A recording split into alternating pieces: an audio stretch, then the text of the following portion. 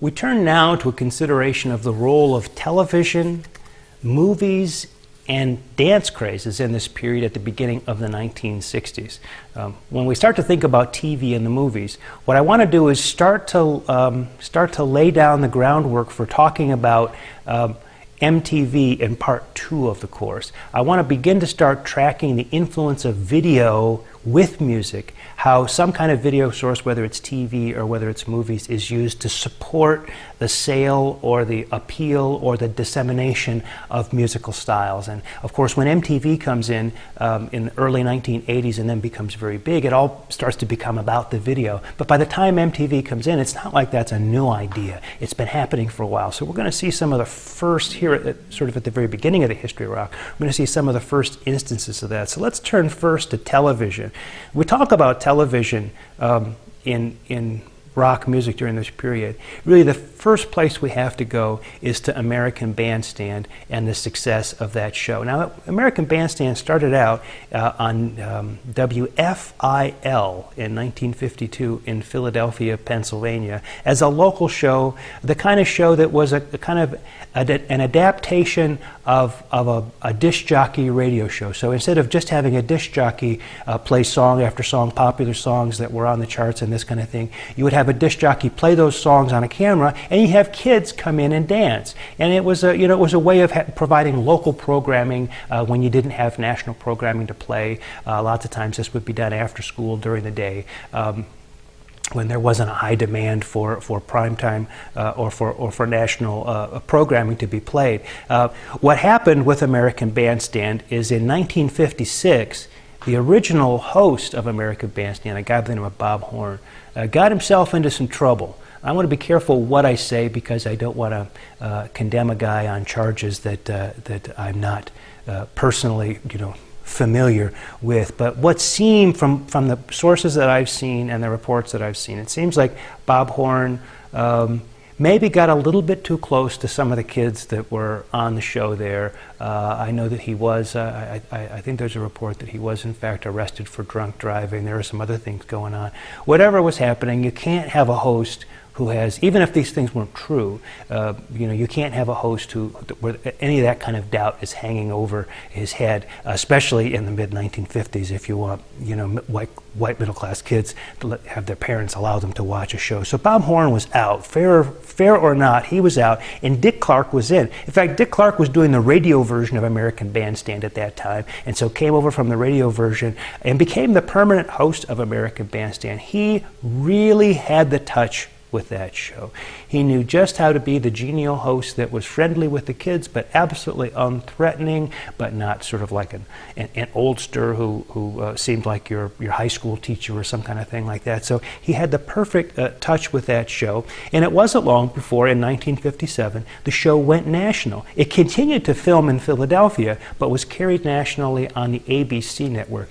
Truth be told, the ABC network was the weakest of the three networks at the time, and they kind of were a little bit desperate for programming. But they went with American Bandstand. It broadcast every day after school, and it was the perfect thing for a lot of high school kids to come home, turn on the TV, and listen to the most recent hits with other kids dancing. Of course, dancing was the focus of the show. They were playing records the whole time. Even when they had performers come on the show during the day, those performers weren't actually performing the tunes. They were lip syncing. In other words, they would be just sort of singing along, but the record would be playing in the background. Now, for some of the teen idols, that might have been the best way to do it. Maybe you didn't really want to hear these guys sing live, but that was the way it went. It really didn't matter whether it was a talented performer or not. Now, he had some other shows that would play on the weekend where there would be actual live performances, and those also went under the American Bandstand title. So if you're looking for videos on YouTube or wherever and you see one that's not lip synced, it's probably not from the daytime show that we're talking about here. But anyway, this idea of focusing on dancing really is going to lead, as we get to the end of this particular segment, in talking about the dance craze that comes in with Chubby Checker. But before we do that, let's talk a little bit more about TV and movies, then we'll come back to the dancing end of it. Other important TV that we should think about when we think about the history of rock and roll are the variety shows. This is somewhere where you could have heard a a rock act actually perform on television. And most of these variety shows were live, so if you go and look for old variety show performances of Elvis Presley or Jerry Lee Lewis, I mean, they're not lip-synced at all, you can tell. And they're exciting from that point of view. Probably the most important of the variety shows and long-standing of the variety shows was the Ed Sullivan Show. And so those performers who got a spot on Ed's show really got a very big national audience on Sunday nights. Another important person, we'll return to him a little bit later in this week's lectures, is Ricky Nelson. Ricky Nelson was on the very famous or very popular television show during the 1950s called Ozzie and Harriet. Boy, if you want to know what, sort of clean, middle-class, white, suburban living was like in the 50s, you can watch Leave It to Beaver, Father Knows Best, or Ozzie and Harriet. Now, it turns out that Ozzie Nelson was a band leader, a big band leader, and his wife Harriet was a singer, and so they were able to help Ricky Nelson develop a career. We'll talk about that a little bit later, but nevertheless, Ricky Nelson was able to perform these numbers on the television show, and so this is in the late 50s, the early 1960s. So this begins to sort of lay down a marker of where popular music and rock and roll on television is going to go, but by far American Bandstand is the most important television influence that we need to think about. Rock music in the movies, well, we've already talked about Alan Freed and those films that he did, kind of flimsy affairs, but you did get performances there, although those were often lip-synced performances in those films as well. We talked a little bit about The Girl Can't Help It from 1956. Elvis was in the movie business with his first movie in late 1956. In fact, after he'd done all those television appearances we talked about last week, the Dorsey Brothers Show, the Steve Allen Show, the Milton Berle Show, and the Ed Sullivan Show, by late 1956 he had a film out, Love Me Tender, where he was featured. 1957 is Jailhouse Rock, the one that we talked about before that had Lieber and Stoller writing a lot of the tunes there.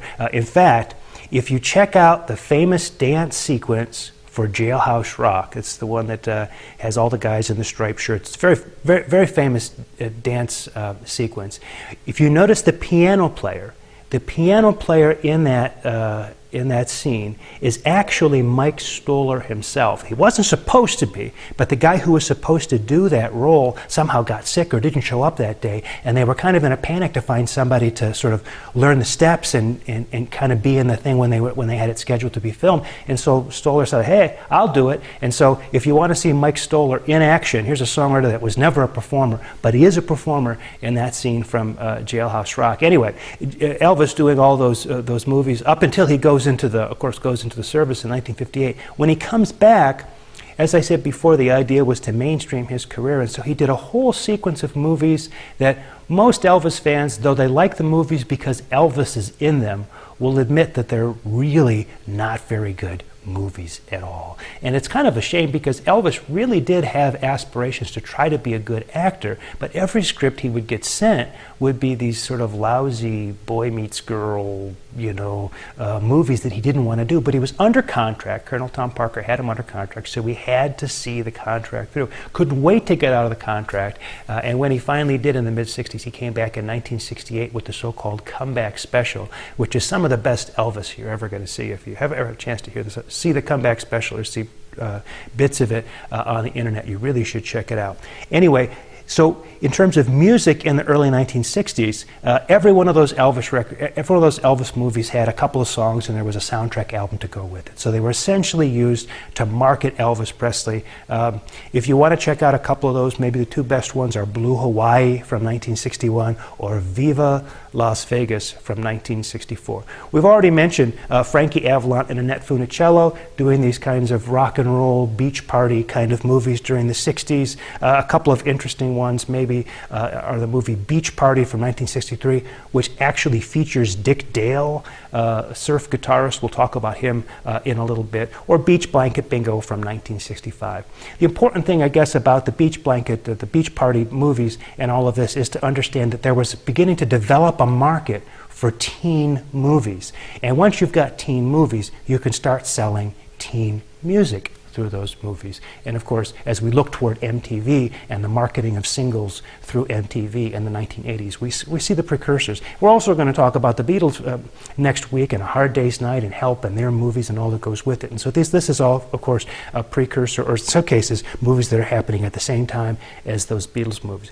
Before we finish this segment, let's talk a little bit about Chubby Checker, the twist, and the dance craze that was in large part fueled by shows like American Bandstand. Interesting thing about a dance craze is that it's not about the musicians at all. It's not really about the performers at all. It's not even really about the songs at all. A dance craze is about dancing. And we're going to come up against this same issue, this kind of difference in what's important when we talk about the disco, the rise of disco in the late 1970s, and why so many rock and rollers hated it so much. One of the reasons why they hated it so much is that disco never seemed to be about the music. It didn't matter how lousy the music was. Not that I'm saying all disco music is lousy or anything like that, but I'm just saying. It doesn't matter how lousy the music is. So long as it's got that beat and people can dance to it, it's all good. And for people in the rock generation who thought it really was about the music, it really was about the writing, it really was about the playing, disco was the antithesis of all that. Well, you can see that happening in this dance craze that sort of gets started here in 1960. The big track that starts it all is a track called The Twist, #1 in 1960, recorded by a guy whose name is actually Ernest Evans, but they decided when they recorded it to call him Chubby Checker. So if you think about Fats Domino, then you get Chubby Checker. Aha, that's where they got it. In fact, the record itself is a duplicate.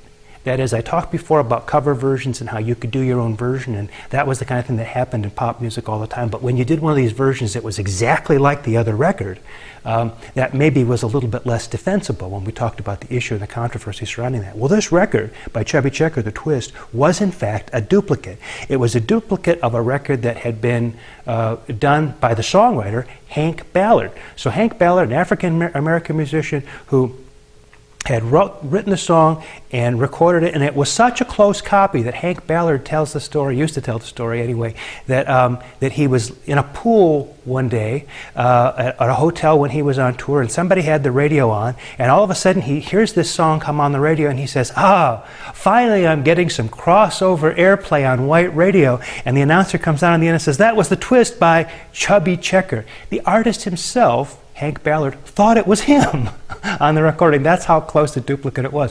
Why was it a duplicate? Well, Dick Clark was involved in the publishing and all of this, and of course he didn't have any money in the Hank Ballard record, so he made sure he had money in publishing in The Twist, and then he played it on his show.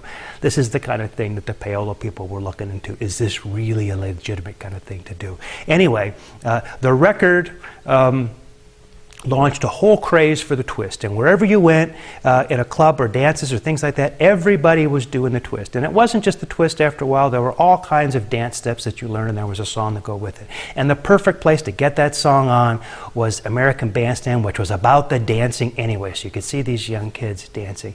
Dick Clark used to say that he thought the twist was maybe one of the most important songs in the early history of rock music, because it was a song that even adults could admit they liked. And he said that when they first started doing American Bandstand, he thought it was about kids watching kids dance. But he very soon discovered that older people liked to watch the kids dance too. And The Twist was that song that allowed people to say they liked rock and roll. If you want, it was sort of like the final step in crossover for rock and roll, and now it was no longer dirty, but it was fun. It was good, clean, wholesome fun. And Dick Clark went a long way toward making that happen. And The Twist was a song that was instrumental in making that whole thing come together. We talked before about these white cover versions transforming everything that had to do with sexuality in some of these rhythm and blues songs into dancing. Now we get to The Twist, we get to American Bandstand. The transformation from sexuality to dancing is officially complete.